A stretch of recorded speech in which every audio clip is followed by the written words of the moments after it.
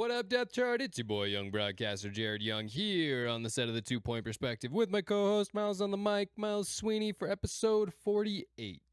And today's episode is brought to you by the 2026 U.S. Hobby Horse Championships. Get your tickets now for the USHHC happening August 1st, 2026 at Legacy Center Sports Complex in Brighton, Michigan. Make sure you cop them so you can see one of us. Yeah. Well, that might be 2027. That's true. Is what we're looking at.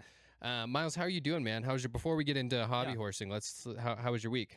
My week was fine. Good. Got back from DC. Oh yeah, that's right. You were on a trip, week. Huh? Yeah. Yeah. Cool. Right on. I saw a lot of history there, and we all know on this show that I am not good with history. Yeah. Did you learn anything? They love their pillars over there. You know, like with the White House, like a lot of pillar buildings. So that's what you took away. Yeah. Yeah. This is why Miles is terrible at history.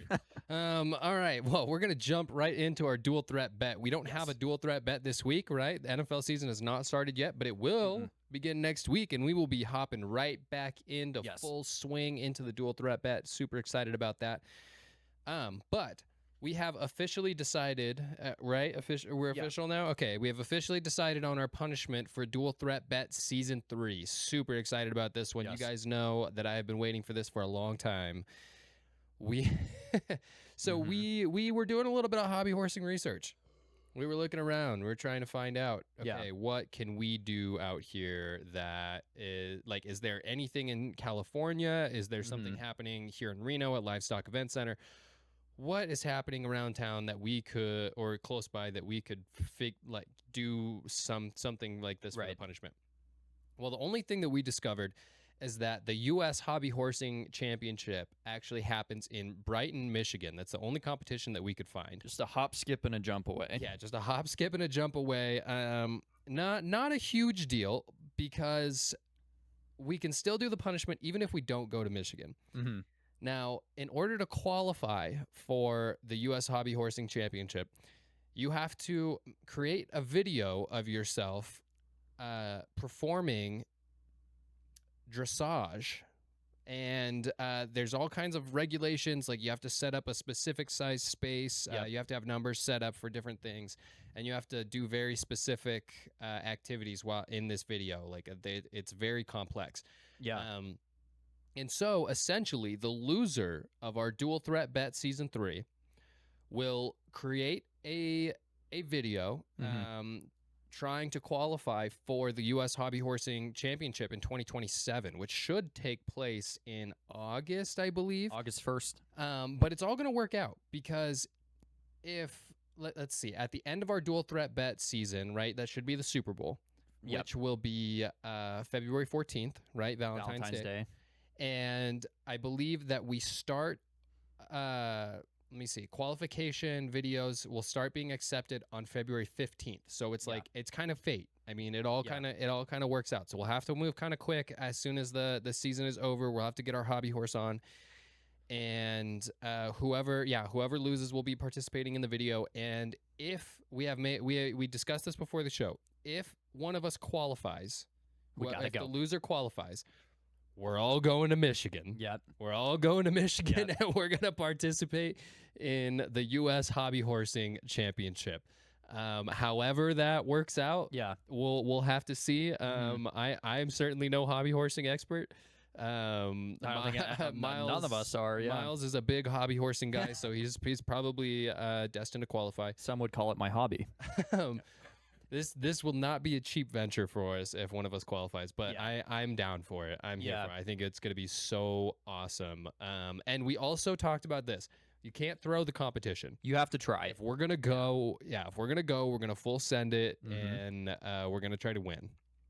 And so, to give you guys a little bit of an idea of what this video will look like, what this qualifying tryout video is going to look like, we took a clip from somebody else. So John, let's see it.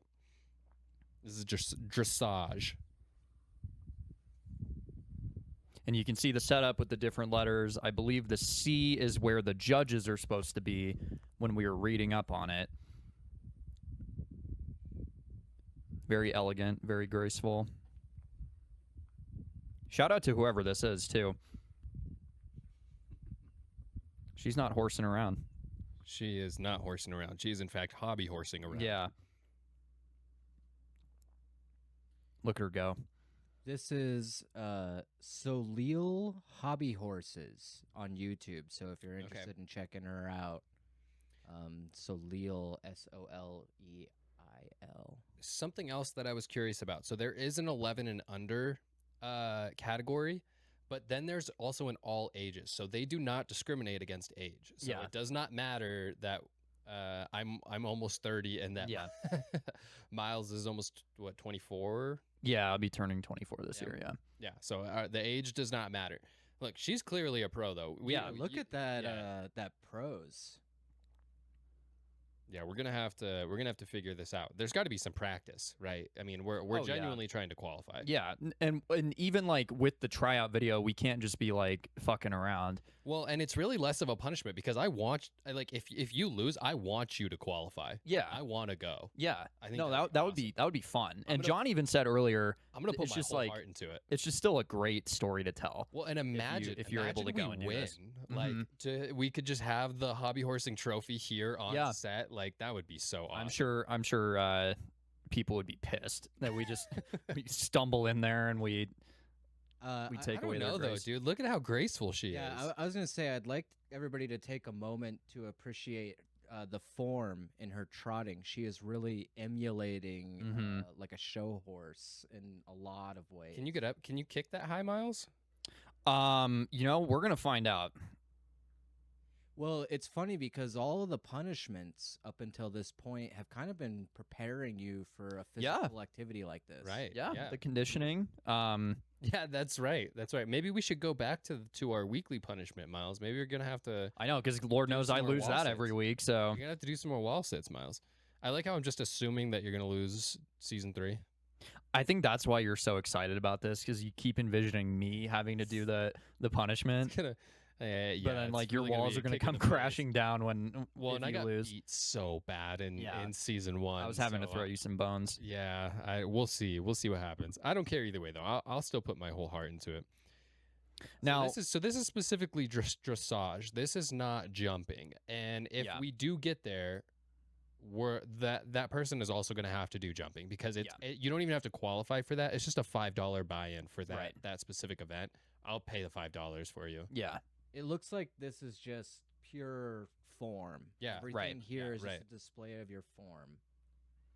I just want to, because she did write here in the. And we were talking about the Mr. White as ADHD video before too. She did put in the description here. I'd like to share my qualifying test for GP dressage. What do you think? So let's just take a look at some of the comments here and see what some of the feedback was. You're like one of the best hobby horsers on YouTube.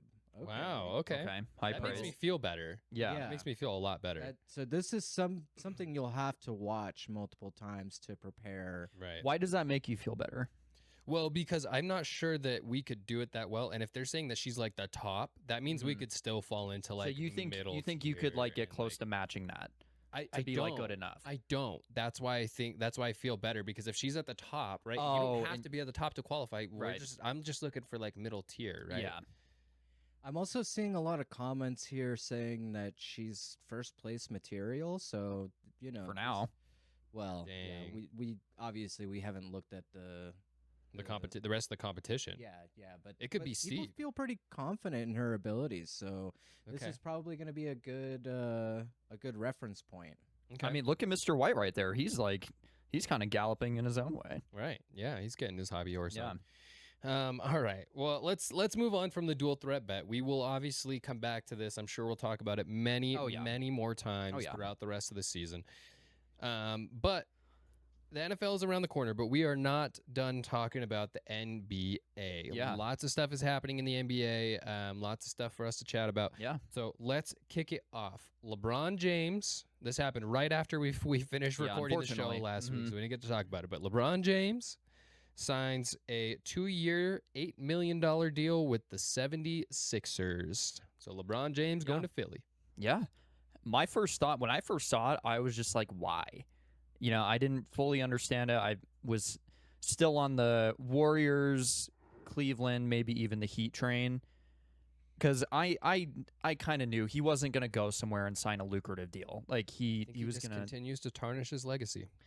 We'll have to wait and see. Because like, I think the longer he does this, it's just hurting him more in the long run. Mm-hmm. But I will say, as more time has passed, I've kind of warmed up to the idea of him going to Philly because that's a pretty damn good starting five. You're looking at you got Maxey. They just got Jaylen Brown. Mm-hmm. Embiid is Embiid. You're going to add LeBron in there, and they have some good depth pieces too. So we're going to have to wait and see. But, I mean, I think if he's not going to win one this year, I think he should hang it up. I hope that all of their personalities clash so bad that they just crash. Well, because, I mean, from your perspective. That's my hope as a... From your perspective as a Celtics fan, of course you would want that. Now, I do like LeBron. If he were to end his career winning the chip, I'd be happy for him. I would root for him in the finals, unless it's against the Suns. We all know the Suns are going to the finals. Right after they trade for Kevin Durant. Yeah, round 2, baby. What year is it? Is it 2009? The Suns are going to the finals? No, they were pretty dog shit around that time. But yeah, I think I've warmed up to this idea or this signing for sure. I mean, do you have any thoughts on it outside of being a Philly hater?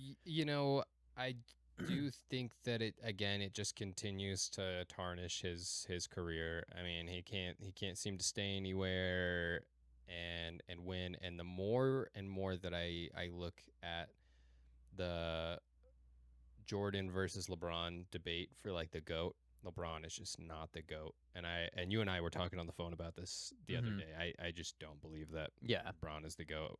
Well, and I want to preface something. I don't think he ever can be, especially now. Yeah. I want to preface something with some of the recent clips that have gotten some traction. Yeah, because you were kind of getting torn up in the comments. I would say it's more 50-50. It was pretty divided between the Jordan winning with Scottie or not. But I want to preface, I was not making the argument that LeBron is the GOAT by saying that. Because before you said I was talking out of my ass, I was going to say the same thing that a lot of people pointed out in that comment section too of, well, does LeBron win without Kyrie, Wade, Bosh, Kevin Love? No, he doesn't. So, like, that's not specific to MJ. Yeah. So that's not specific to Michael Jordan. But I just want to clear the air. Honestly, I think the GOAT debate, I'm hanging it up for that. I don't care anymore because it's just different eras. Have an opinion on it? I don't. Go back to this? You want to get back into it? Well, you said it yourself the other day. Like, I never watched Jordan. I wasn't alive. I was still swimming in the but primordial soup. Yes. So I wasn't there for that. LeBron's been in the league as long as I've been alive. So, recency bias would lead me to believe that I would say that he is the GOAT, but I'm not going to put my stake in that. So, getting off topic here, and I would even say if he wins one in Philly and retires, I'm still not going to pound the table saying he's the GOAT. I think also, at least from what I've been able to tell, the community generally agrees with your take, Jared, that this move only serves to tarnish his legacy more than raise it up. Right. Yeah, he could have retired and done more for his career than going to Philly, I think. Yeah, and I'm when we talk about is X or Y player greater, I want to have a more in-depth discussions outside of rings. So, but in Jordan's case, he wins 6 undefeated in the finals with one team. Well, here's something else. So LeBron played in, twice as many seasons as Jordan almost. Just about. And it's been on, this is his 4th team. Jordan has 100 more 40-point games than LeBron does. He has, say that again. He has almost like 98 more 40-point games than LeBron. He's a volume scorer. Yeah. I mean, LeBron, he can take over a game in terms of scoring, but he's always been a bit more all around. So, but yeah, like, that's why I say even if LeBron wins one this year, he's still going to be one shy of Jordan. And then you're going to look at, well, he won 2 in Miami, one in Cleveland, one in LA. If he's going to win one in Philly, it's hard to argue that with the Jordan one where he's undefeated and he did it all with Chicago. Mm-hmm. Isn't that stat line also like, it speak more to Jordan's skill that when he was playing basketball it was way less offensively favored than Correct. the game is now? Yeah, Correct. yeah, you could Yeah. get away with a lot more on defense. LeBron would never have survived in Jordan's era. I think LeBron could have. I think he could have played well in that era. He's still physically imposing, but like we said last time, with the way the league operates and is officiated now, he's just leaning into that side of the flopping and the exaggerating and all that because that's what's going to get rewarded. Yeah. But I think LeBron is physically imposing enough to have played well in that era. You know, there was an All-Star game. LeBron and Kobe were on different sides, and LeBron would not go one-on-one with Kobe. We're talking He about the All-Star game here. refused. Kobe always took the All-Star game seriously, though. That's the Mamba mentality, Always. yeah. Yeah, it is. That's also why I don't think that Bron is better than Kobe. Well, okay, hold on. To be fair, Mike Tyson also refused to discuss, his skill against somebody like Muhammad Ali. But that doesn't mean that he wasn't a better boxer. I think there's like maybe a certain level of respect you have for the larger names that came before you. Maybe. I think this is a debate that'll never be put to rest. Yeah. Unless LeBron wins 2, if he finishes his contract with Philly and wins 2 in a row, then I think this will always be up in the air. So, but moving on from that, LeBron, he's going to Philly. He's not going to Golden State, and maybe Curry wants out because of that. We're seeing a lot of rumors that him and the front office are not on the same page. Mm-hmm. And the greatest shooter of all time may be on the move. And I think Golden State should just pull the trigger and do this. And send him? Yes. 'Cause Interesting. you can still get good value for him. Well, here's the thing. They're going to go into rebuilds in like a year anyway. See, this is why I think they should have not rehired Steve Kerr. I think you commit to the rebuild entirely by getting a new head coach and sending Curry on his way. Well, so let's just talk about Golden State as a whole for a second. Draymond Green just got brought back on a 1-year, $27.7 million. And that was the exact same player option that he declined when they were still in the LeBron surge. Which is nuts. It is. It is insane that they're going to bring him back on that amount of money at his age. Yeah. And now instead they're thinking about sending Curry away in this offensive league. That's nuts. I just don't know. I mean, and they still got Jimmy Butler. The thing is like they're showing a bit of a win now mentality, but I don't think you're not. But you're not. You didn't get LeBron. They're not. You're not going to get Anthony Davis. So that's why I will lean to the side of trade Curry while he still has value. Yeah. Especially if there's like bad blood or like. I don't think they should have brought Draymond back. Lean into the rebuild. Yeah, I agree. Fully commit to it. Yeah, lean into the rebuild. All right, let's talk about some landing spots for Curry. Yeah. What do you think? Well, we discussed it a little bit. You brought up one that was interesting. And you said Charlotte because he is a Carolina boy. And I believe his dad played there. Is that correct? Mr. Wardell Curry? Don't quote me on that, but I know that he has close ties to Carolina. John's going to Google this for us. Now, I just don't see why Curry would want to go there given Charlotte's situation right now. I mean, I could see Charlotte making an aggressive move for him, especially since they just moved on from Melo, right? So I think it does make sense. Another candidate that I could see would be San Antonio, right? That would be after Fox's sick. Abysmal playoff run. Yeah. Go ahead, yeah. John. Del Curry played for the Charlotte Hornets for Mhm. most of his career. Okay. He played for Utah, Cleveland, and Milwaukee in short stints, and then capped off his career playing for Toronto. But the majority was Charlotte. Because Curry was a kid going to those games, so he Right. was always in Charlotte.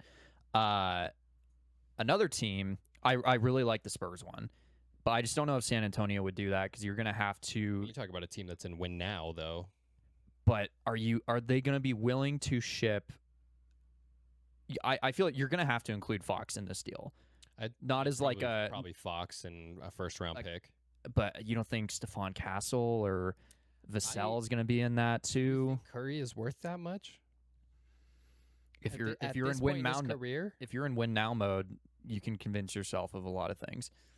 I just wonder, like, how are these other NBA teams valuing him? I mean, obviously, it's hard because it's Steph Curry, right? But But he's older. and he's older, injury prone. Exactly. He's injury prone. He's still a great shooter. Oh, yeah. Not the same as he once was. And honestly, what does he have? A year, maybe two left in his career. I mean, how much How old is longer? he? 37. He's up there in the 30s. Yeah. But I think a guy like Curry, just as the pure volume shooter that he is, I think he can play for a while longer. Yeah. Well, and I think if he has the pieces like San Antonio does, then he doesn't have to do everything, right? Yeah. He's probably going to stay healthier. Right. I think that would be a great move for Yeah. him. But do the Warriors also want to send him, keep him in the Keep him West? in the West? Like No. that's another discussion. And so another one that I saw that was brought up was Boston. Yeah. But I don't know if Boston's going to be willing to part ways with Peyton Pritchard plus picks. Yeah. Like that would probably have to be the deal there, and I just don't see that happening. So Yeah. Yeah. So, I mean, other than those teams, like, I truly don't know. I have no idea. Someone also threw out Miami. I was but gonna say Miami, but I don't Miami's know. Got so much that it's so. I mean, their cap has to be massive right now. Yeah, and I has think to be I think massive. a lot of that stems from the idealization of him playing with Giannis, because that was always there when he was in Milwaukee. Mm-hmm. So I think there's just a bit of favoritism there for that matchup or that duo to come together. I don't see Miami. I think they've settled for the offseason with the big moves with Giannis. Yeah. So I think so too. I don't think Miami's going to make any other huge blockbuster trades like that. yeah. So I mean, unless you're gonna send him to basketball hell, like in Sacramento or Utah, I don't know, because it's the level of sending him to a contender, Right. but having it, work I out. think San Antonio makes a lot of sense. I think so too. I think San Antonio. I think makes that a would be lot of fun. sense. That'd be fun to watch. But moving on, let's talk about another trade. Kawhi Leonard. This trade is still not gone through. Yeah. It is currently on hold as his investigation continues to move forward and could now, they're saying, go into 2027. Yeah. Which would pretty much, I think that would stop Kawhi from playing in this upcoming season, right? That could be huge for him, right? He doesn't have, I can't imagine that he also has that many seasons left in him, and to take a season off, he'd probably just end up having to retire at that point. Right. The NBA says they remain hopeful that the investigation could be done by the end of the summer. The league is investigating whether or not the Clippers tried to circumvent the salary cap by paying Kawhi under the table through their business partner, Aspiration. Mm-hmm.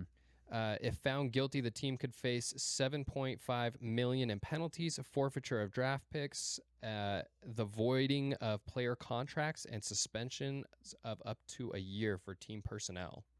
So some big punishments coming down the pipeline if the Clippers are found guilty by the NBA. And, for me, though, my biggest question, I mean, the Clippers are going to continue on, right? Yeah. But is this going to be the end of Kawhi's career if he can't play? If he can't play, right? Yeah. Because, I mean, if he's taking a year off, nobody's going to throw the bag at him after that. You're going to go somewhere on a vet minimum. Mm-hmm. Now, I think he still has enough juice in the tank, but he's injury prone as well. I was going to say he's had his own case of the injury Yeah. bug. So, And I'm sorry, $7.5 million in fines. That's such nothing. a slap on the wrist. It is. It's nothing these days. Now the rest of it is justified. Right. But you got to be at least in the double digits. But I mean, you're talking about draft picks, which is huge, Yeah. right? Voiding player contracts, that Yep. could also be huge. So, Mhm. we'll have to see. And if coaches or GMs or anything like that end up getting suspended, that could also be a big hit for the Clippers, who frankly have not been very impressive and are trying to get back on track right now. Right. Yeah, they were close 5 years ago, and then they just haven't hit that ceiling ever since then. So we're gonna have to keep an eye on that. Yeah. Because there's a lot of stake on the line, right? In terms of Kawhi, and if he's gonna play in Toronto, if he's even gonna be able to play for the Clippers, all that punishment too. I mean, yeah, but this has been going on for a while. We've known about this scandal for quite some time. Well, and like I said, the NBA is hoping that they can get it done before the end of the summer. But as we know, these leagues do not move quickly. Yeah. And again, most people are saying right now that they think that this investigation is going to go into 2027. So probably, I mean, unless they're gonna come clean and admit to guilt, which there's never gonna happen. Then yeah, they're gonna ride this out as long as possible. Right. Well, moving on from the NBA, we're just going to touch on the WFA. Yes. We're not going to go too deep into it, but the WFA championship happened this last weekend. Yeah, it sure did. Yeah, we were a week ahead. No big deal. Yeah. We just didn't talk about it last week. But the Minnesota Vixen have won their very first ever WFA title, defeating the Pittsburgh Passion. Miles, can you take a guess on what that score was? We talked about this. We talked about the American Conference. Can you tell me what that score was? It was 42-14. Yeah, 42-14. Almost basically a blowout. It was $1 million to nothing. Yeah, and we talked about this, that whoever won between Salt Lake and Minnesota was going to win the championship. Yeah. And I think that this score reflects that. So, right. Yeah. Yeah, Pittsburgh, I mean, not to say anything against Pittsburgh. They're a great team. Yeah, they had a good season. Mm-hmm. That's just like you're fighting such an uphill battle. Yeah. And everything would have had to have gone their way. The ball having to bounce a certain way, just the Vixen would have had to beat themselves for Pittsburgh to win. Right. And they're just too good. They were too polished, especially offensively, to let that happen. They're a veteran team, man. Yeah. They're a veteran team with lots and lots of experience. They've been there a bunch of times. They just haven't secured the bag. Right. And so they finally did it. Yeah. Yep. Yeah. Cool. Well, let's move on from the WFA. Congratulations to the Minnesota Vixen, but it is time for one of my favorite segments. We have not done this in a very long time.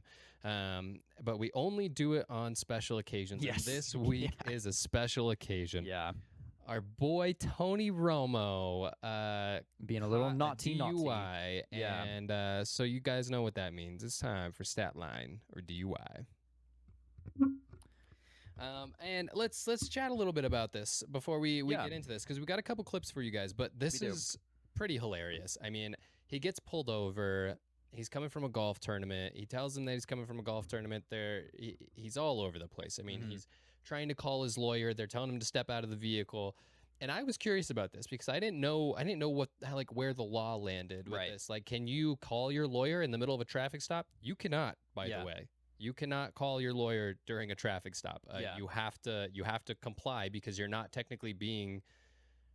It's a temporary detainment, right? Is what it is, and so you're not technically being arrested. So you don't have the right to an attorney if you're not being detained. And so he's sitting there. He asks like 20 times, well, "What? I can't call my lawyer. I can't call my lawyer right now." And she keeps telling him, the officer, she keeps saying, "No, you cannot. No, you cannot. I need you to step out of the vehicle." Well, eventually they get him out of the vehicle. And this is where shit gets good. It is hilarious because they're like talking to him about doing the field sobriety test. He's all over the place with that. He's like asking if he can stretch during before he does it. Which is just hilarious. He's talking about his back injuries and all this other stuff. At one point, he declines the breathalyzer test, which that is just... And ironically enough, he said that citing legal advice. He was like, I hear lawyers say to never approve of that, to never take the breathalyzer. Yeah, that did not help his situation at all. Not only that, but at the very end, it's hilarious. He asks them, he's like, "So did I pass the sobriety test?" And she goes, "Can you turn around for me?" And he goes, "I guess not." Yeah. Turns around. But we got some funny clips for you. This first one is gonna be him asking if he can call his lawyer. So let's get that one. How many drinks have you had? You're coming from a golf course? I'm playing a golf tournament in Wisconsin State Amateur. Okay. So it's like a USGA event. Okay. All right. I'm gonna run you through some fields. What's that mean? Field sobriety tests. Are you willing to take any field sobriety tests? Call my lawyer and then I'm going to go ahead and fill it if that's okay. I'm sorry? Do you want me to take me through a field sobriety Yes. test? You're denying to step out of the vehicle pending fields? I'm just going to call my lawyer. Okay. Step out of the vehicle. I'm going to call Romo. No. Step out of the vehicle. I'm not allowed to. Step out of the vehicle. You're going to take me through. Field sobriety test. I'm still allowed to call my lawyer, right? You're not. I'm not allowed Nope. to. Step out of the vehicle. You can hear how irritated she is getting. Oh yeah. 24. I'll take an additional 1017. He's I'm okay not doing stepping it, out of but the vehicle for I'll fields. do it. I'm just saying that I'm not allowed to call my lawyer for Any available squad can head to backward 3,000 miles and back up to I'm 4 sorry? for 17. I'm not allowed to. I'm Two not. five You are one double pending an digit. OWI with an investigation. 543. Operating while. All right. How many? Oh man. What seems to be the officer problem. Now, He really said, "What is that?" Oh yeah. now when I was watching these, and we have another one to get to, but like he doesn't seem to be, obviously, like over video, it's a lot different. And like I have the statements from the officer herself of like the suspicion, but he didn't seem to be like that drunk, or like I could have seen that and been like, he doesn't seem drunk at all. Yeah, but like, Evidently he was. I mean, but we've been watching Tony Romo on screen for years, whether that's like in a press conference or on screen. He's We've heard pretty his- sharp. Like, Yeah. you know what I mean? So like, we know. Yeah. We know. I think you can. and if he's like, she knows too. yeah, You well, know, and she knows who he is. because she said that He's swerving all over the yeah, road. so like, alleged traffic violations, including unsafe passing and lane deviations. She reported signs consistent with intoxication, including red, glassy eyes and the odor of alcohol, even though he reportedly said he had not been drinking. And I love that he shit says hit the fan zero. after that. Yeah. He doesn't even. He's not even like, oh yeah, one. Well, and something else too was that he also got found with an open container in his car. Oh yeah. So that's just forgot about signing the that. death warrant there, because even if you weren't drunk, that's still against the law. So Oh, you know, he was in Wisconsin. yeah, Yeah. yeah. I mean, you can have an open container of cheese, but you can't have liquor in there. But then we do have one more video, correct, Yeah, John, to let's, show right let's here. roll these are the field sobriety No, tests. before you start this, another clip that was hilarious was when they were talking about like what he has to do for this test, and he was like, "So, do I need to keep my shoes on or off?" And she's like, "What do you want to do?" And he's like, "I want to do what you want me to do." And then it just cuts to him being barefoot. So I love he that. chose to be barefoot for this test. I love that she's like, yeah, heel to toe, And he does not do These that. are full ass strides. Yeah. Let's run it, John. With your feet together and your hands down at your side. Do not do anything until I tell you. Do you understand? I'm going to make a couple of passes, okay? Top of my pen. So what am I doing? Just tell me. This one's hilarious. Am I looking at it or? You're going to look at the top of my pen. The stimulus, okay? And this is so bad too. I mean, he's Am I supposed to move my head or am I supposed to keep it square? Would you like the instructions one more time, sir? I think I got you. Okay. I'm trying to do that. I'm sorry. It's okay. 9 seconds.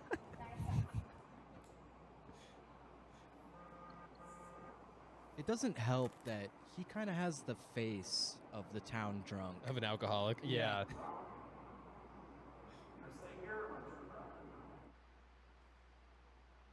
9 heel-to-toe steps.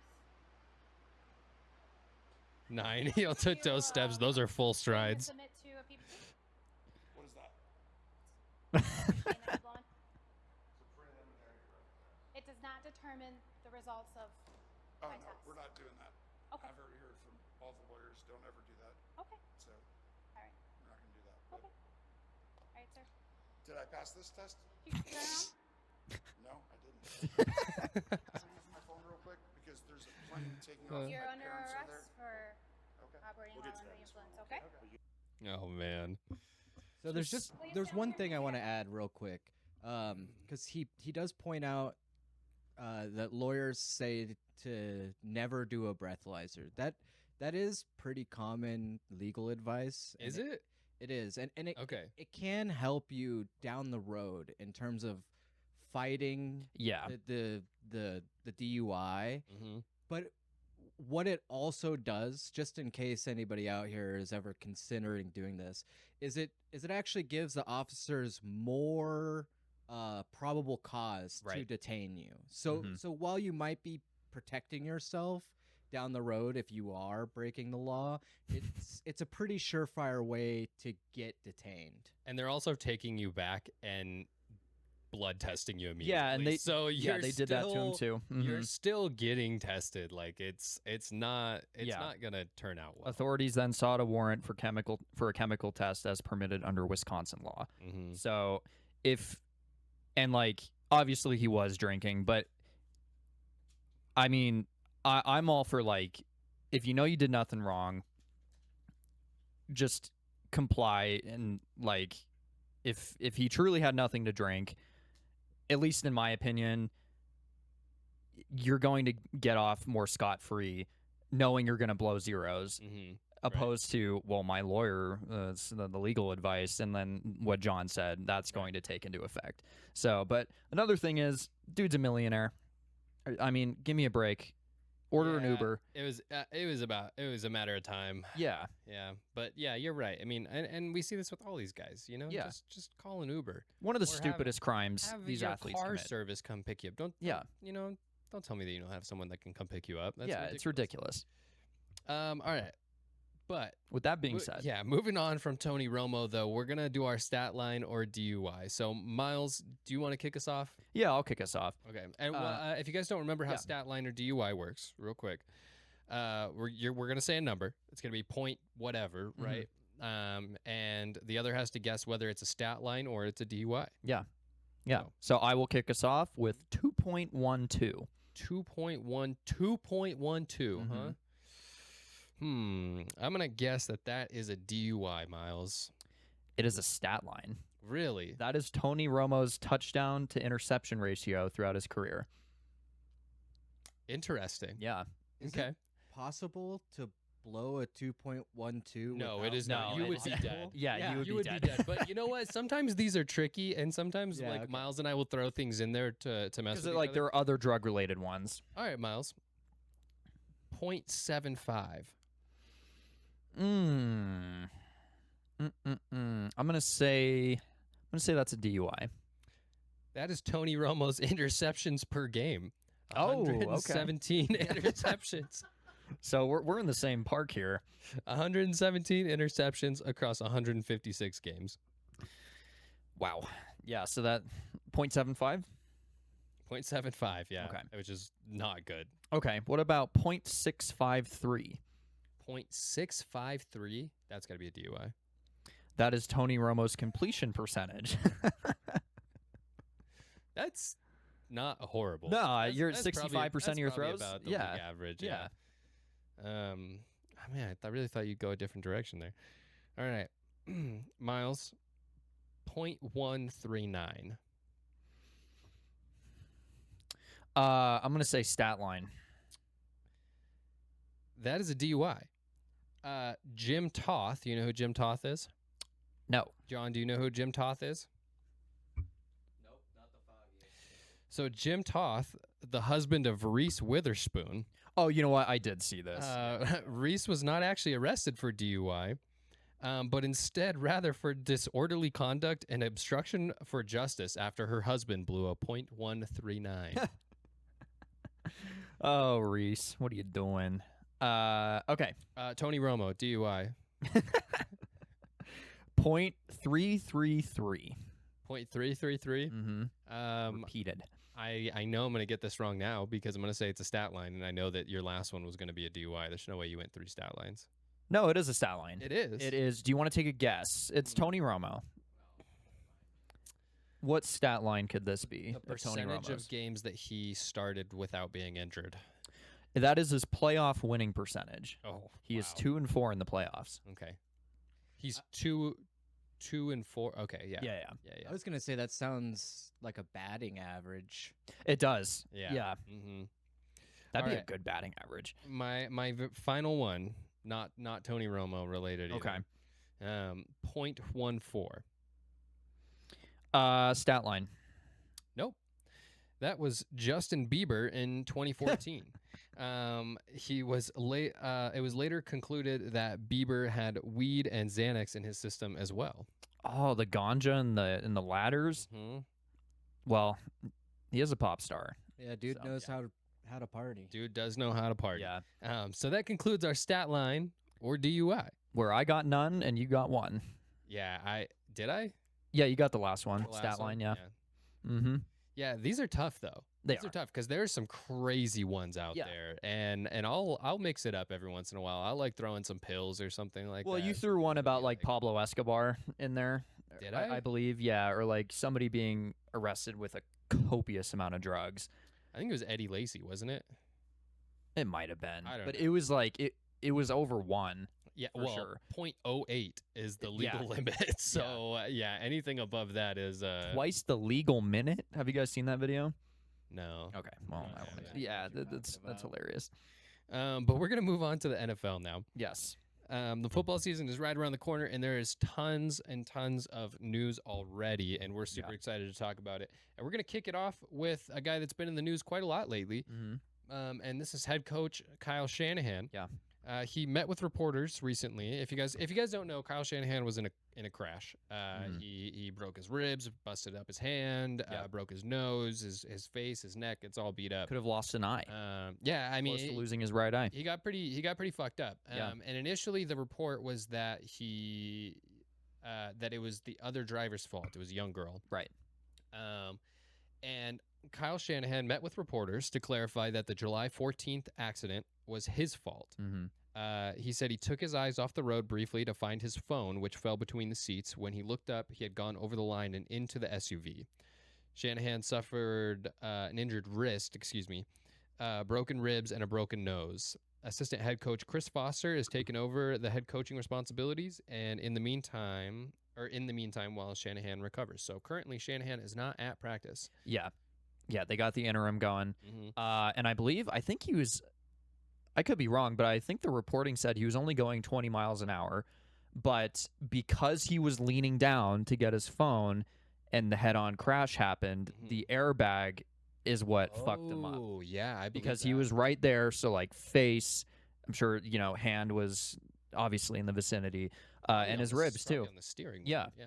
You know what, though? Big ups to him for coming clean. Yes. I mean, totally. legally, there was no other recourse. It would have come out regardless. But, when it comes to situations where it's like lots of money and high profile versus somebody with little money and no profile, a lot of people, I think, would try to push that as far as they could to try and get away with as much as they possibly can. Yeah. And the fact that he came out and basically just like cleared this woman's name. Absolutely. Props. Yeah. And we discussed that yesterday, too. Like, huge commendation for doing that. Because he could have just very easily have been like, I decline to state anything on the matter and let it be at the very least up in the air of whose fault it was. But for him to come out and say like, no, don't attack her. Like, this is my fault. Well, and John, not everybody felt this way. This is a guy that we talk about all the time. He had some big feelings. He did. And decided to put it out there on the internet like the piece of shit that he is. And so, Miles, will you give us the BA comments from this last week? I was going to say, John, can you guess who we're talking about? I was going to guess BA, but I was like, surely, what could he possibly have to add? Oh, he had to add. Yeah, he has an active imagination, this guy. So he posted this on what was it on his story or something? On his like Instagram that? story. So the first one was, you can't win the race if you crash out. So what could he be talking about? Mm-hmm. And then his next story was, keep your head up and stay in your own lane. You gon' win. Yeah, so BA obviously being a little bit cryptic here, but we Throwing all shot, know, or yeah, throwing shade. It's like it was like right after the story broke. Yeah. like maybe like a day later. We all know what he's talking about. Yeah. It's just classless, and I don't know if this is true, but I heard something about him showing up to the commander's facility today and then being escorted out by security or something. Like he showed up to training. I don't know if that's true. I'd have to. I wouldn't put it verify that. past him. But honestly, I wouldn't put it past him either. Didn't you say that he just like he bought that $10 million house and then Yes. sold it for a loss the next Yes. day? He sold it for like Yeah. $8 million or So something. he bought a house in Virginia, which is very close to DC, Mm-hmm. for $10 million. And 24 hours later, he sold it for $8.5 million. That's stocks right there, baby. Yeah. That's business. Losing out on money That is business. when you're not getting paid. I think it's hilarious too because he can't go back to California. Mm-hmm. He actually can't go back to California because he still has a warrant out for Yeah. his arrest Yeah. in Santa Clara County. And so he has to stay on the, well, at least outside of the state Right. at the moment. And I just think that's hilarious. I saw that the Washington coaching staff was asked a question the other day. They were doing a press conference and they were asked, Oh, yeah. are you when you guys are evaluating players, do you consider their social media postings? Mm-hmm. And they just busted up laughing. I thought that was hilarious. Yeah. Everyone knows what you're asking. What'd they there, say? but they said they take everything into consideration. They're like, Yeah. it's not the first thing that we take into consideration, but we definitely do look at it, and we want to make sure that someone's a good fit in our locker room and all this other, It was, corporate sports jargon. Yeah. Um, Very coach executive speak, I- but they obviously knew what the reporter was Yeah, referring to, right. and they had a um, laugh about it. So I hope that they're not really seriously considering. I don't bringing think him so. in. I mean, don't- At this point, you gotta just let him dig his own grave. Yeah. and, Here's a fun hypothetical for you guys. oh yay, Okay, so I think it's pretty well accepted at this point in our lives that BA is kind of a scumbag. Yeah. And if anybody was on the fence, what you just brought up about, the vague posting should probably cement what most people have been thinking about the kind of person that he is. Right. Yeah. But let's just say that he did land a contract somewhere as a starter. How much does this guy have to win in order to essentially clear his name and like refresh his public image? A lot. yeah, He has to be really good. He has to be like, if he drops one pass, yeah, it is going to be all over the internet. He's going Yeah. to get flamed. I don't foresee him coming in and being an average wide receiver. Like he can't afford to. no, 'cause he's under a microscope Right. the moment he signs somewhere. and as it is, they're going to give him a vet minimum. I'd be surprised if he even saw the field, if someone even gave him a tryout. Yeah. He's been off the field for so long. Mm-hmm. It's really, really tough to come back after being off for as long as he has. Yeah. Recovering from the injury that he had, and obviously not recovering fully. Right. I just don't know. I don't know. The odds are stacked against him too much to Yeah, where totally. what franchise?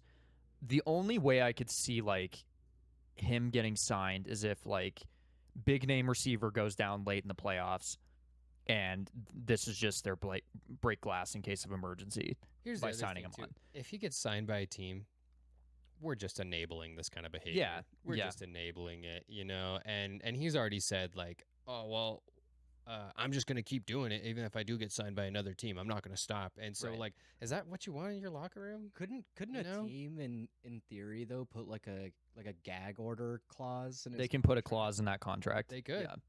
Yeah. But would he sign it? Is no. he even gonna read it? I don't know if he read his last one. If the No. Niners are able to avoid so much of his contract, Right. I'm You like know? concerned. Can he even read at this point? Like, what is going on? I mean, this is the road we're going down. So It's a shame, man. it is a shame, It's really a shame. but it's a gold mine for this podcast. Oh, I mean, yeah. like, dude. Week in and week out, BA is bringing us great content. Mm-hmm. Yeah. I should have pulled some more BA clips for us for this week, but we were cruising through some good stuff. So we can pull a clip of that guy till the end of time. yeah. Don't worry, we'll have more for you guys. Yeah, There'll be more BA content. All right, moving on from the man himself, though, we're gonna talk about another 49ers wide receiver in Ricky Pearsall. Mm-hmm. He came back from injury. Obviously, he had a PCL injury last season. It kept him on and off the field all season long, and he just wasn't really able to fully recover. And now he's going into training camp, and his knee is swelling. And now I've heard reports today that he may not play in this upcoming season for the entire season. Are you serious? Just so that he can actually just as a recover from it. precaution? Wow. I mean, Who's to say? Who's to say, right? Maybe they trot him out there anyway, but I think they're seeing a lot of potential from the rookie wide receivers right now. and they got Mike Evans, Christian Kirk, and then what was the name of the rookie you guys drafted? Stribling, yeah. I'm watching some videos of this guy, and he really seems to be top notch, and so I'm really excited to see what the future holds for him.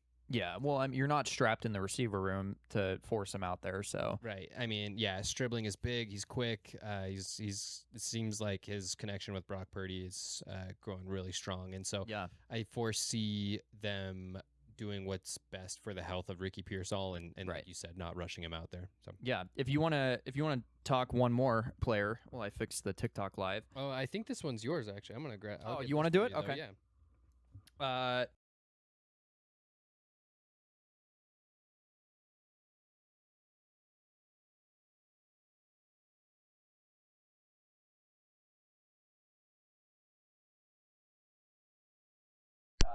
His timeline's matching up with the regular season, so he's coming back from a scary non-contact injury to his ACL, and which is great because we were hearing some negative stuff earlier, and where they didn't even know like what his timeline was going to look like, but that could have also just been John Harbaugh being vague. Yeah, I mean that's a veteran coach right there, so. You see the videos of him doing these drills with OBJ. Mm-hmm. It's kind of beautiful to see. I'm sure as a Giants fan, it's like, you get the teacher and the student right there. So, but yeah, I mean, Malik Neighbors looking to build off that special rookie season, and hopefully his ACL isn't going to limit him too much because he's still young and very quick. That's a big part of his game, and it's going to be more in his favor as opposed to a guy like Tyreek Hill at this point in their career. So curious to see where he's going to go in fantasy, who's going to take the risk on him, but it's not going to be me. Yeah, it won't be me either. It's not going to be me, I'll tell you that. Unless I'm like very desperate. Unless he falls to like the 8th round or something like that, and I can just throw him on my bench. Right. It's not going to be me. Yeah. But Browns cornerback Denzel Ward signed a big deal recently, $62.2 million for 2 years, on a deal that makes him the highest paid defensive back in NFL history. Patrick Surtain, and I said this yesterday, Pat Surtain's deal is getting better and better. Yes. Because former Defensive Player of the Year, still playing at the top of his game, and I don't even believe top 5 paid corner in the league anymore. Right. As of right now. So Denver cashed in with that. Is destroyed. Yeah, and Denzel Ward is a good player. He's been a good player, but I don't. He's worth $62.2 million for 2 years, though. He's resetting the market with that deal. So I'm curious to see if a lot of these teams who have young corners, coming up on the end of their rookie deal, saying, "Well, we need to jump on this now, right? Because it's just going to get worse." Yeah, I mean, 31 million a year. Right. That's gross. Yeah. There's another guy, and I don't know if you have this, but Chris Olave also got signed to an extension today. Oh, he did? I didn't see this. Yeah, I'm not I have the details on my phone, but my phone's being used for the live at the moment. But if Well, if you want to pull that, Yeah, I'll I'll jump look it on up. to our next one. But I mean, that one's kind of also. Sorry to interrupt. That's you're that's a good. byproduct of these receivers getting these huge contracts too. Right. Romeo Dobbs, Christian Watson, Alec Pierce. Right. These guys are getting lucrative deals. So you're getting Chris Olave was a first-round pick, correct? So I mean, regardless, coming up at the end of his rookie deal, signing a 4-year extension worth up to $132 million. Mm-hmm. So, yeah, I mean, you're just bucking with the trends of the NFL, and when these players are resetting the market or inflating it for position groups, teams jump on it. Yeah, absolutely. Miles, do you want to take the next one as well? Yeah, I mean, speaking of highest paid X in history, Jalen Carter signs a 4-year, $152 million extension worth up to $160 in incentives with $106 guaranteed. That's a lot of cheddar. Yeah, it is. A lot of cheddar for his cheesesteak. Let's But see if he can keep his spit in his mouth. yeah, exactly. So Dak Prescott is his sworn enemy now. That's $38 million a year, highest paid defensive tackle in history. $38 million a year to spit in Dak Prescott's face. Mhm. I'd take that. And miss the game. Yeah.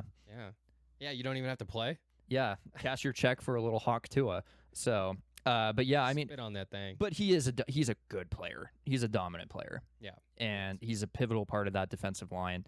And they so, need all the help they can get. yeah, and I mean that's the risk you take with. He had the character concerns when he was drafted. Mm-hmm. With I believe it was the car situation or whatever, he fleeing the scene. My memory doesn't serve me correctly, but there were those issues going in. You see it with the spitting incident.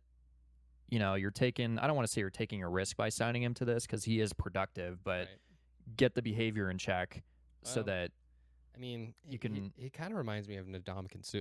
a little bit, You know? yeah, And a little Ndamukong bit. Suh got away with little shit like that. Yeah. All the time. I would say- he just stand on a player's ankle. And Ndamukong Suh was more dirty than Jalen Carter. Jalen Carter just has like the character concern. Yeah. Well, that sounds like a character concern for Ndamukong Suh too. But oh because, yeah, but because of but his just like the behavior. yeah, but because of how productive he was, nobody you ever turn a blind eye. right exactly. Nobody Mhm. ever batted an eye. Mm-hmm. But one more defensive tackle that we want to talk about here is Vita Vea. Yeah. He requested a trade out of Tampa Bay. The man Yeah. has been there for a long time, Yeah. and he wants out. Sources say his preferred destinations are San Francisco and the Las Vegas Raiders. Yeah. He wants to go to the West Coast. Mm-hmm. Now, I haven't heard the Rams, but I don't think the Rams are going to pull the trigger No. with the current cap that they have because they'd also have to sign him to a new deal. right. Yeah, you just got Myles Garrett. Aaron Donald could be coming back too. Mm-hmm. Yeah, so San Francisco, God, please don't do that. Please. Please. What do you Garrett, we think- could really use the help up the middle. What do you think the compensation would be? Man, I don't know. Probably draft picks. I mean, Well, maybe yeah, they- but, maybe like, they'd what send, pick? Maybe they'd send like a lower round guy. He's aging, but he's still productive. Mm-hmm. I'd probably say a second. Mm-hmm. I don't think I could go as high as a first. I Yeah. think that would be a mistake. So No, yeah, I wouldn't. I wouldn't You send could a even first give for multiple picks if you wanted to give like a second and a third or something Yeah, like that. yeah. You know, plus a bench player or something like Mhm. that. You know. Mm-hmm. Yeah. Just don't go to San Francisco, please. Lord knows this division does not need to get better. But I am intrigued with Vegas. I think that's an interesting one. You know, my only thing with Vegas is that they spent a lot of money this offseason. They've spent a lot of money. I don't know how much more they're willing to spend to renegotiate a new contract over Right. there, or if they want, like, you know, if they're willing to put that together. We'll just have to see. I Yeah. think that would be a great move for them if they can afford it. Him and Max Crosby. Oof. The thing is, the Raiders are not in a win now. Right. They're about, I'd say, halfway through this rebuild. Yeah. So he's not going to a contender. You know what Yeah. I mean? Well, I think the Raiders will have a good season. I think that they're going to Mhm. continue to have good seasons over the next couple of years, but they're not winning right now. Yeah, and I mean you're not going to know what you have in Mendoza this year because Kirk Cousins, Right. barring like just shitty play, is going to be the starter. Right. So As it should be. yeah, I think this is the mold that teams need to follow more often. Mhm. What you saw it with Jordan Love. sitting behind Rodgers. You're going to see it with Mendoza sitting behind Kirk Cousins. You're not throwing these guys out there and getting them shell-shocked. So, but yeah, I agree. I think the timeline just doesn't match up that well, but, we'll have to wait and see. Could he go to, God forbid, Seattle or the Chargers? Like, 'cause I'm thinking strictly West I think Coast. he wants to go somewhere warm. I'd think so I think too. he wants to go somewhere warm. He's been spoiled in Tampa Bay. Yeah, for so. sure. So I don't see him going to a cold team. Yeah. Before we transition, maybe the Chargers. I don't hate that either. If they're willing to put up the capital for it. Mm-hmm. Yeah. I mean, just with Tampa Bay on the mind, they are kind of fumbling some of these negotiations with their players. They're really falling apart over there, and it's crazy because just a couple of years ago, Tampa was on the rise. They were on the rise. They were, I would have called them a powerhouse in the NFC, especially in such a poor division. But because of how they've kind of fumbled this away, they've also allowed their other division members to really come up. I mean, Carolina's on the come up. I would say that Carolina snatched that playoff spot from them last year. Right, and I would say the same for the Saints, right? The Saints are in the middle of a rebuild. They were starting to look pretty good. And then Atlanta won 4 in a row at the end of the year last year. Atlanta made a lot of moves this offseason, and I just don't see the same from Tampa, and I think that they're going to have a big fall off this season. I'm not saying that Baker's going to have some huge fall off, but if you don't have the supporting cast, right. I mean, what can you do? Now, the other piece of that is that Tampa has had a lot of issues with injury. They've really struggled with injury, and so how much of that can you put on them? But then there's the front office issues that we're talking about right now. So that will tank an organization, and we've talked about this for years, and we're going to continue to talk about it probably through the rest of this season, that these front office issues will tank your organization. And you're running it back with Todd Bowles, who's on the hot seat. Right. I mean, they started off last year. And Todd Bowles is a good coach. He's a good coach. Don't get me wrong. But, I mean, has he shown you enough to think that he's going to get you over the hump? Especially with the end of last year where they were leading that division handedly and they just shit down their leg and let Carolina take it from them. They really fell apart towards the end of the season. But again, how much of that can we attribute to injury? I think a good coach can keep the ship stable in spite of that. Look at Kyle Shanahan. Damn straight. Kyle Shanahan, best coach in the NFL. A way harder division. Yep. I mean, I think there are layers to this. 12-5? 12-5. Yeah. There are layers to blaming a season on injury and attributing the losses to the coaching. So, I mean, you can look at the Cardinals. They were one of the most injured teams in the league. Jonathan Gannon still got fired. You win 3 games. Like, how much can you justify that? So Todd Bowles, I mean, he's had 3 games though. Yeah. I mean, you justify that by you need a change of scenery. You need a new voice in the room. I think that's where Tampa Bay. If it was up to me, I think they would have gotten rid of Todd Bowles. So what do you think it takes this season to get rid of Todd Bowles? And do you think that it happens early or at the end of the season? I would say the most successful they could be with him still getting fired is a first-round exit. I think losing season, you get rid of him. Yeah.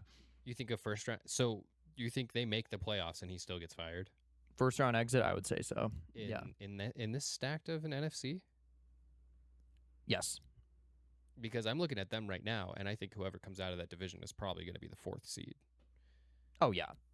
No, they're not. No. But, I mean, also, he's a defensive head coach. We're seeing a trend where these guys are defensive head coaches just do not last. And I'm curious to see what happens with Robert Saleh, but Robert Saleh's brought in a really good supporting coaching staff. Yeah, he has a good staff around him. So that I think that makes all the difference there. Yeah. All right. Well, enough about Tampa Bay. We're going to move on to our very last segment of the show, and we're going to do another 17-0, but this time it's sleeper edition, baby. So just like before, 17-0, we are going to roll for the team and the season, and then we're going to see who does better, right? Fantasy season's right around the corner. We were just talking about when our fantasy drafts are going to be. Miles and I, are you going to be, how many leagues are you going to be in? 2? Is that So one- I'm in this fantasy league. We're doing the dynasty. That's 2, and then this not a fantasy, but I'm in a picks league. Okay, and then I'll be in 3 myself. Mhm. That's usually less than you normally do, right? It is. So I normally do probably about 4 is about where I try to cap it. I've done 5 and 6 before, and it is just brutal. No, I mean, that's- yeah. fantasy is so much work, and your teams really start to fall off. So Yeah. I try to cap it at 4, and if I can get it to 3, that's ideal. But I always end up falling into something. Somebody ends Right. up, Dropping texting me, out, calling yeah. me something, and I end up hopping into something last minute. So Right. but John, well, actually, Miles, would you like to go first? I've Yes, already Papa. I've selected Oh, Miles perfect. first. Oh, Miles on the mic. Yeah. Yes, sir.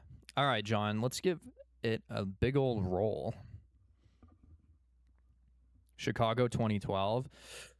Ooh, Brandon Marshall was that guy. Was that He was that guy back in the day. Matt Forte was also kind of Matt that Forte guy, was good so, too. Yeah. And okay, so you can re-roll team and year, Yes. but I'm not going to do that. I'm going to take Brandon Marshall. I'll put him in the wide receiver. Very nice. I'm jealous, actually. I loved Brandon Marshall. Yeah, dude, he was a dog. Yeah, he was. Seattle 2002. I mean, fuck it. Roll the year. I'm going to try to get JSN. Really? You're not Yeah. going to go for Sean Alexander? Dude, he was a monster. I should. That's crazy. You fucked up, dude. I did. Well, that's cool. Crazy, dude. You could have had Sean Alexander. All So Miles got Seattle in 2009, by the way. Sorry. Yeah. We're really trying to do we- better for the audio listeners. yeah. Sorry. Can we go to tight end, please? We get 1 tight end spot. Blech. Wide receiver. Nate Burleson, that's a Nevada boy. He is. You know what? We'll go tight end. And we'll go John Carlson. I took a gamble and it is eating that me. did not It is pay eating off. my butt. Dude, I can't believe you didn't take Sean Alexander. Ryan Fitzpatrick. Oh, Ryan Fitz. Okay, so you got Um, Tennessee in 2013. I'll take Chris Johnson. Yeah, top and the- options were Chris Johnson, Ryan Yeah. Fitzpatrick, and Jake Locker. Yeah, and the running back. Do you want? I didn't ask you the first time, but I'm superstitious, so I think it matters. Do you want him in the left or the right? I'll put him in the right because it feels right. Oh, what is that?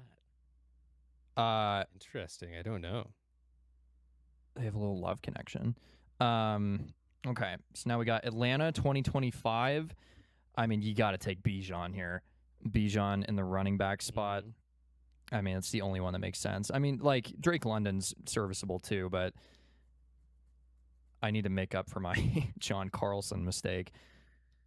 Arizona, Kyler Murray, yes. So Arizona in 2022.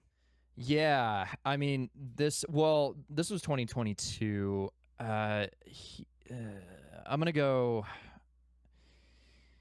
Bleh. I'll go D Hop, wide receiver.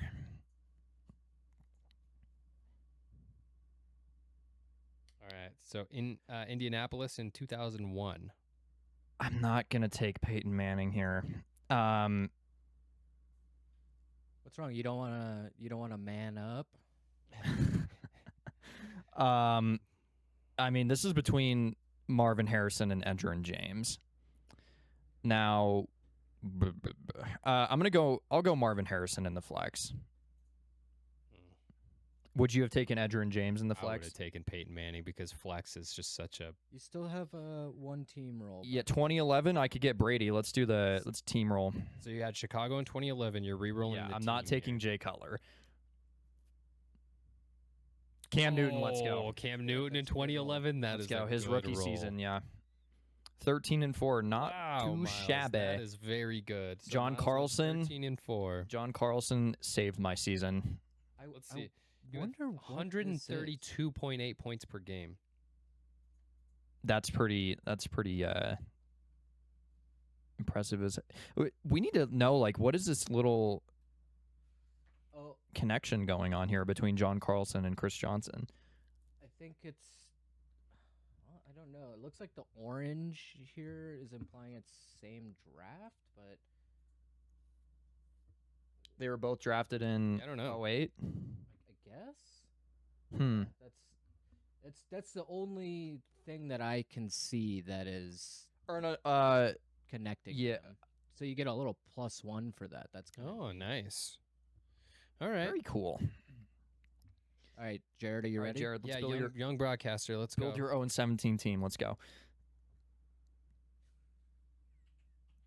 Remind me once we end the show to tell you what I wanted to type in. I am really scared. Hate that you did it YUNG. Okay, what do we got here? We got Oakland in 2009. Great. So just the worst team fucking possibly ever. What, you're saying you don't want Bruce Gradkowski? Yeah, you know what? Let's just re-roll the team because there's no way that there's any Oakland anything that I want to be a part of. Oh, Chris okay, Johnson. beautiful. So I got Tennessee in 2009, and we're Mhm. gonna take Chris Johnson at the running back spot. He averaged 24.4 fantasy points that year. Do you want the left or the right? Miles put him in the right. Let's put him in Mhm. the left. Okay. I think that's a smart move. Mm-hmm. Oh, Minnesota in 2002. Love this. Let's go Randy Moss Mm-hmm. in the wide receiver spot. Dang, Dante would not be bad either. Left or right? Let me think about this for a second. Do you think he's gonna get along with CJ, or do we need to keep him on the other side? Yeah, they need to be at different lunch tables. I think they're gonna have to sit at different lunch tables for sure. Yeah. Oh, yikes. Oh, awesome. Okay, This is so we got bad. Indy in 2021. I'm gonna take Jonathan Taylor at the running back spot.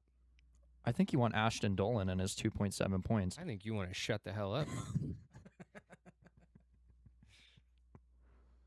Let's see. All right, Houston in 2002. Wasn't yeah, this we're the gonna year- re-roll the year because Oh, no, David no, Carr I'm is sorry. still playing Yeah. for them. Ooh. Let's go. I know who I would pick. You're thinking Dalton Schultz. We got Houston 2025. Oh, Houston 2025. Yeah. Okay. Yeah, so we re-rolled the year here. I guess I could put Nico in the flex, but there's also the tight end spot that is going to need some love. Let's go Dalton Schultz in the tight end spot. Yeah. He ain't got shit on John Carlson, though. So now Atlanta 2007. So now you're stuck with whatever you roll. Yeah, no rerolls. That's all right. You know what? Let's go with Roddy White in the wide receiver spot. He wasn't a bad wide receiver. 14.7 points per game. It's not great, but You have Randy Moss. yeah, we got Randy.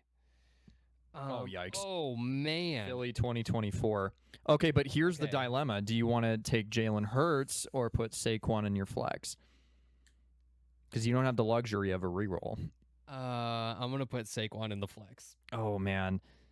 Ooh, you're really rolling. the I'm dice in risking this it. one. I'm risking it. All right, Let's hope. let's see All what right, it good is. quarterback. Come on, baby. Let's go. Oh, you got a little synergy here. Ooh, okay. All right. +1. I'm so nervous.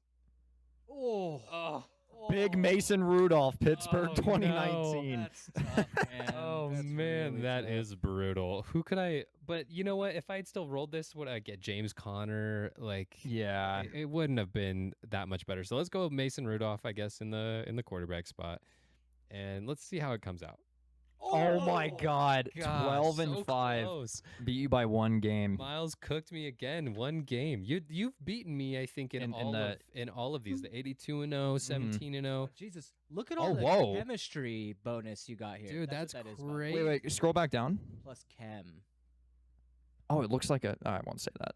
But, It looks like ovaries. yeah. There's nothing wrong with that. You could say that. That's just That's not what I was thinking. All right, we're good here, John. Yeah. Unless you would also. Oh, John, like to John, do- I would love for you to Okay, run so one. Here's the thing: when we do it for NBA, I have a decent amount of cursory knowledge that I can make Mhm. some educated picks. when it comes to the NFL, I'm kind of shooting blind. So here's what I'm gonna do.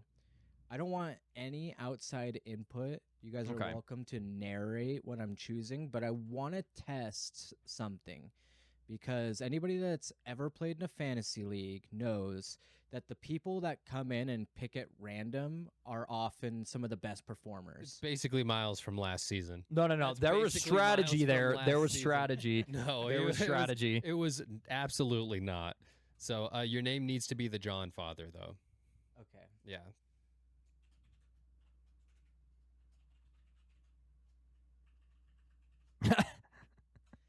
All right, let's see it, John. Okay, so you got Indianapolis 2009. Not bad. Not bad. You got Reggie Wayne, Peyton Manning, Dallas Clark. Yeah, I love. Okay.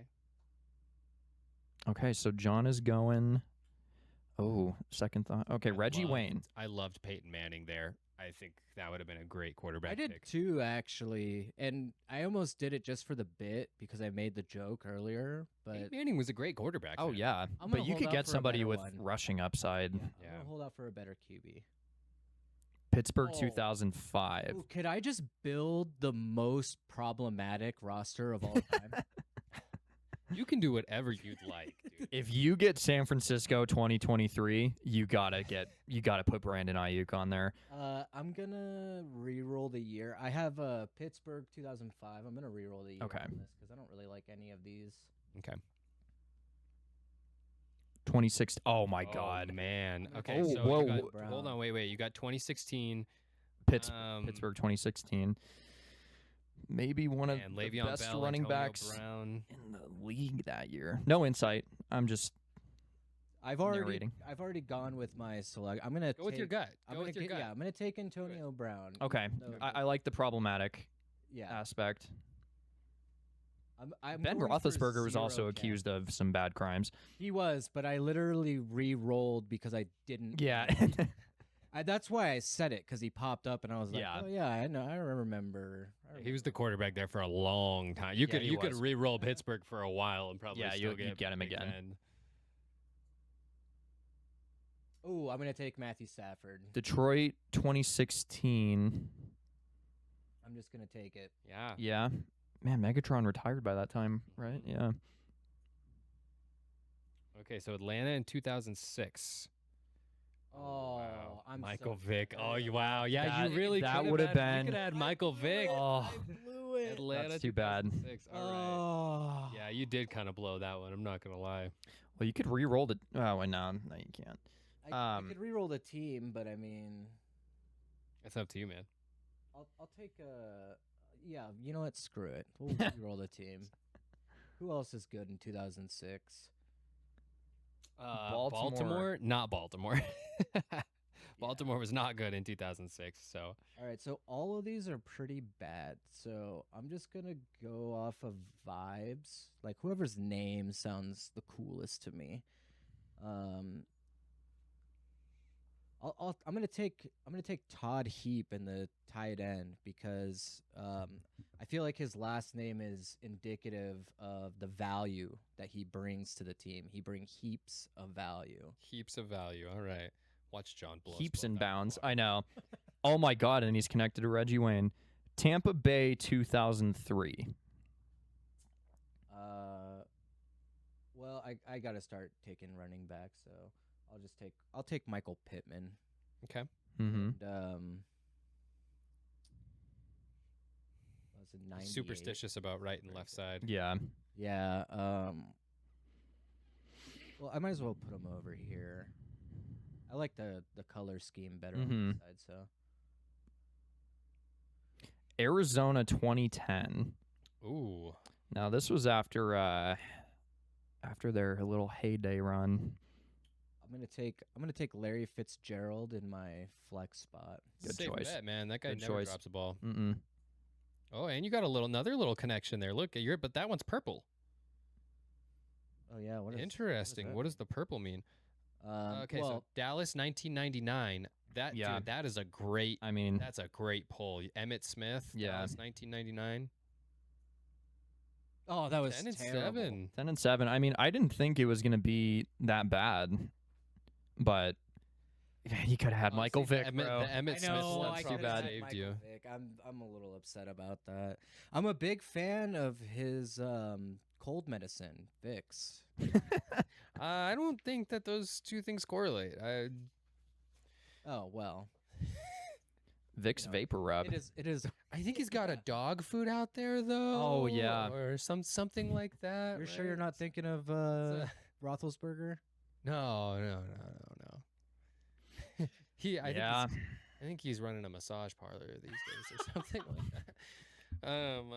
All right, let's finish up the show here, guys. Yeah. Thank you guys so much for joining us today. Don't forget to Mhm. like, follow, subscribe, and remember, your fantasy team will survive an auto draft, but your insurance premiums won't survive a DUI.